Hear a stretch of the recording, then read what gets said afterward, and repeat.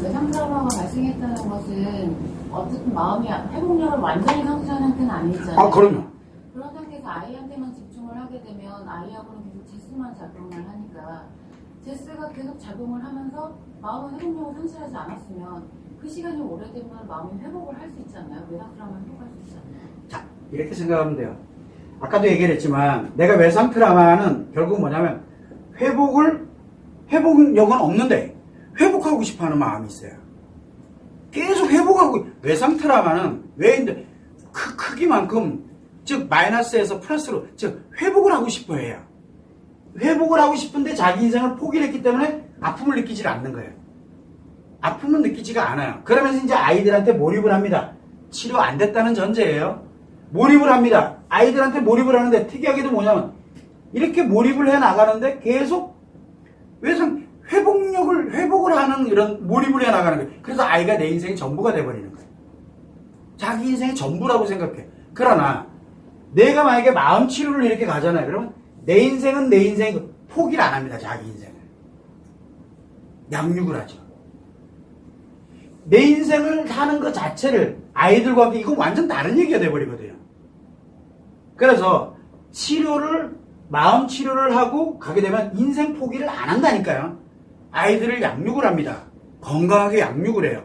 그러나 치료가 안 됐을 경우는 외상 트라우마를 갖고 가긴 가는데 자꾸 자기 자신의 인생을 이미 포기했으니까 포기했기 때문에 고통이 안 느껴지는 거거든요. 고통이 안 느껴지는데 계속 이 아이들이 잘못하고 뭐하고 어려워지고 힘들면 아프고 힘듭니다. 아프고 힘들어요. 근데 마음 치료를 해놓으면 애들이 잘못하고 뭐하고 그러면 힘들긴 하지만 이내 아이들 회복시켜놓고 나도 회복을 합니다. 그런데 치료가 안 된 사람이 이렇게 진행을 하게 되면 힘듭니다. 애들 문제 해결하는 걸 잘 모릅니다. 다 내가 잘못한 거예요. 자책을 합니다. 그러면 애들이 뭐라 그래요? 엄마 울지 마. 왜 그래? 알아서 내가 안 할게. 그래서 애들이 잘 크는 거예요. 그래서 애들이. 진짜 슬픈 얘기인데 엄마 아픈 게 싫은 거예요.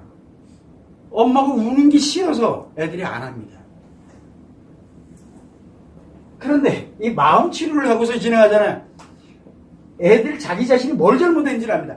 내 인생 살면 이걸 하면 안 돼. 이 차이. 그러니까 엄마 중심에서 내가 살아가는 것과 엄마와 관계없이 내 인생을 내가 이렇게 가면서 습관 형성하는 건 완전 다른 얘기가 되는 거예요.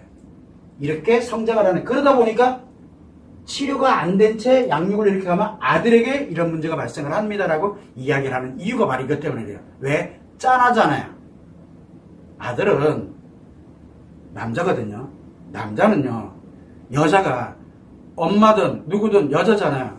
짠하면은 아무리 미워도 머릿속에서 안 사라집니다. 그 짠함이. 그래서 칵 하는데도 돌았으면 막 다 화가 막 나요. 그냥 답답해요. 그냥. 그런 게 있어요. 이게. 그런 문제점들이 생기게 됩니다. 그래서 이제 얘기하는 게 외상 트라우마를 갖고 이렇게 진행하면 고통스럽고 아프진 않는데 아이들에게 문제가 생기게 되면 고통스럽고 아파집니다. 그러면서 내 탓을 돌려요. 내 탓을. 내가 잘못해서. 그래서 애들이 이렇게 뭐가 좀 잘못했는데 솔직히 애가 잘못한 건 아닌데 뭐 분란이 생겼는데 애가 너무 힘들어요. 그러면 무조건 상대방 찾아가서 죄송합니다. 미안합니다. 그래 이제 그 얘기를 많이 합니다. 왜? 진짜 자기 인생 포기하고 정말 그래도 치료하진 않았지만 정말 최선을 다해서 사는 사람들이거든요. 그러면 상대가 뭐라 그럽니까? 거봐 네가 잘못했다 그랬잖아. 돈 내놔 막 이렇게 가는 거예요. 그런데 그걸 또 꾸역꾸역 가가지고 없는 돈에 빌려가지고 옆집 뭐 이거 빌려가지고 또 갖다 줍니다. 또 그걸 아이들이 볼 때 내가 잘못한 게 아닌데 왜 엄마가 그래야 돼? 애들이 또 난리가 납니다. 아니야 그게 아니야. 근데 엄마가 너무 힘드니까 화가 막 나요. 참습니다. 견딥니다. 버팁니다. 그리고 성장을 해갑니다. 아이들이. 왜? 엄마 힘든 건 못 보겠거든요. 그래서 사고 안 치고 애들이 많고 어떤 아이는 사고 칩니다. 이게 화가 나가지고요. 화가 나서. 그래서 사고 뭉치가 되거나 이렇게 됩니다. 사고 뭉치가 돼도 그 아이 뒷바라지 다 합니다. 그냥 내가 잘못했습니다. 그게 자기 인생 포기하고 살아가는 사람. 그래서 치유가 얼마나 무서운 놈인지를 최소한 알아야 된다라고 계속 말씀을 드리는 겁니다.